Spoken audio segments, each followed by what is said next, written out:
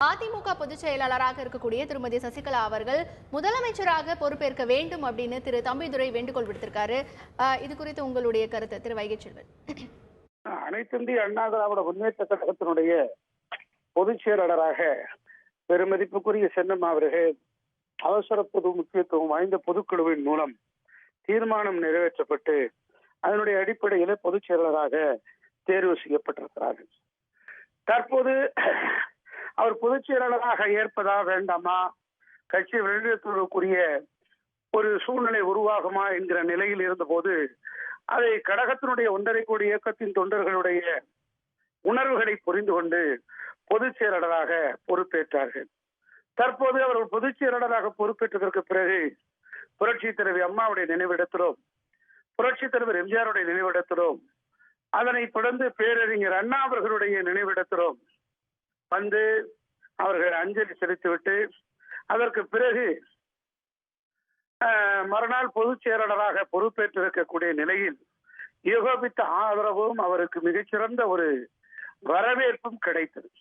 அப்படிப்பட்ட சூழ்நிலையில் ஒரு கட்சி பொறுப்பை மிகச்சிறந்த முறையிலே வழிநடத்தக்கூடிய ஆற்றல் படைத்தவராக இருக்கிறார், நிர்வாக திறமை படைத்தவராக இருக்கிறார், ஆளுமை திறமை படைத்தவராக இருக்கிறார். இப்படிப்பட்டவர் ஏன் ஆட்சி பொறுப்பையும் ஏற்கக்கூடாது என்கிற ஒரு எண்ணம் கழகத்தினுடைய தொண்டர்களுக்கும் பல்வேறு மற்ற நிர்வாகிகளுக்கும் ஏற்பட்டிருக்கிறது. அதனுடைய அடிப்படையில் தான் இன்றைய தினம் இந்த கோரிக்கையை கழகத்தினுடைய கொள்கை பரப்பு செயலாளர் டாக்டர் தம்பிதுரை அவர்கள் வைத்திருக்கிறார்கள் என்று நான் கருதுகிறேன். அதனுடைய அடிப்படையிலே தற்போது 1967 தொடங்கி திராவிட இயக்கத்தினுடைய கட்சிகளில் அனைத்தும் கட்சியும் ஆட்சி பொறுப்பும் ஒருவரிடத்தில் இருந்திருக்கிற நிலையில் அதே ஒரு பயணிக்கக்கூடிய ஒருமித்த கருத்து இருக்கக்கூடிய சூழ்நிலையில் தான் திராவிட இயக்கம் தொடர்ந்து அது வழிகாட்டின் பாதையில் அமைந்திருக்கிறது. புரட்சி தலைவர் எம்ஜிஆர் அவர்கள் இருக்கின்ற காலகட்டத்தில் பொதுச் செயலாளராக இருந்தார், முதலமைச்சராக இருந்தார், அவர் நிறுவன தலைவர் அவர்கள். அதற்கு பிறகு ராகவானந்தம் இருந்தார்கள், பல்வேறு 2-3 பொதுச் செயலாளர்கள் கூட தேர்ந்தெடுக்கப்பட்டார்கள்.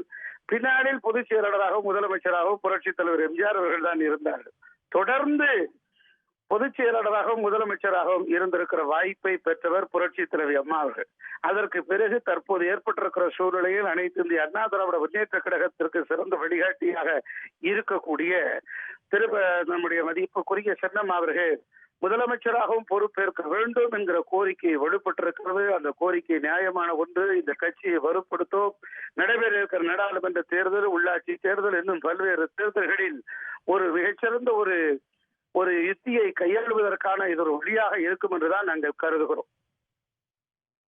வைகைச்செல்வன், மறைந்த முன்னாள் முதலமைச்சர் செல்வி ஜெயலலிதா அவர்களுக்கு சில பிரச்சனைகள் ஏற்பட்ட பொழுது 3 முறை அவரால் முன்னிறுத்தப்பட்டவர் தற்பொழுது முதலமைச்சராக இருக்கக்கூடிய திரு பன்னீர்செல்வம் அவர்கள். இந்த சூழ்நிலையில திரு தம்பிதுரை அவர்கள் தற்பொழுது பொதுச் செயலாளராக இருக்கக்கூடிய திருமதி சசிகலா அவர்கள் முதலமைச்சராக பொறுப்பேற்க வேண்டும் என்ற வேண்டுகோளை விடுத்ததற்கு திடீர் காரணம் என்ன திரு வைகைச்செல்வன்? அதாவது மரியாதைக்குரிய நம்முடைய தமிழக முதலமைச்சர் திரு ஓ பன்னீர்செல்வம் அவர்கள் 3 முறை புரட்சி தலைவி அம்மா அவர்களால் முன்னிலைப்படுத்தப்பட்டிருக்கிறார். இருந்த போதிலும் கூட கழகத்தின் பொதுச் செயலராக ஒரு முறை கூட அவர் முன்னிலைப்படுத்தியதே இல்லை.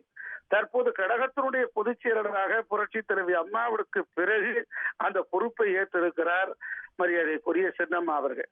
ஆக இந்த நிலையில் தொண்டர்களால் கழக நிர்வாகிகளால் பல்வேறு பொறுப்புகளை வைத்திருக்கிறவர்களால் ஒரு தலைவராக பொதுச் செயலாளராக ஏற்றுக்கொள்ளப்பட்டிருக்கக்கூடிய பெருமதிப்புக்குரிய சென்னம்மா அவர்கள் இன்றைய தினம் இந்த கட்சியினுடைய ஆளுமை பண்பை படைத்தவராக திகழ்கிறார்கள். அப்படி கட்சிக்கு தலைமை தாங்குகிறவர் தான் ஆட்சிக்கும் தலைமை தாங்க வேண்டும் என்கிற கருத்து எழுவதில் எவ்விதமான இருவேறு கருத்துக்கு இடமில்லை. ஆகவே அந்த கருத்து எழுவது நியாயமான ஒரு கருத்தாகவும் ஒரு நியாயமான ஒரு குரலாகவும் தான் அதை எடுத்துக்கொள்ள வேண்டும். அப்படி ஆட்சி பொறுப்பும் கட்சி பொறுப்பும் ஒருவர் கையிலே இருக்கிற போது அந்த கட்சி வலிவோடும் பொலிவோடும் திகழ்வது என்பதில் இருவேறு கருத்துக்கள் இல்லை.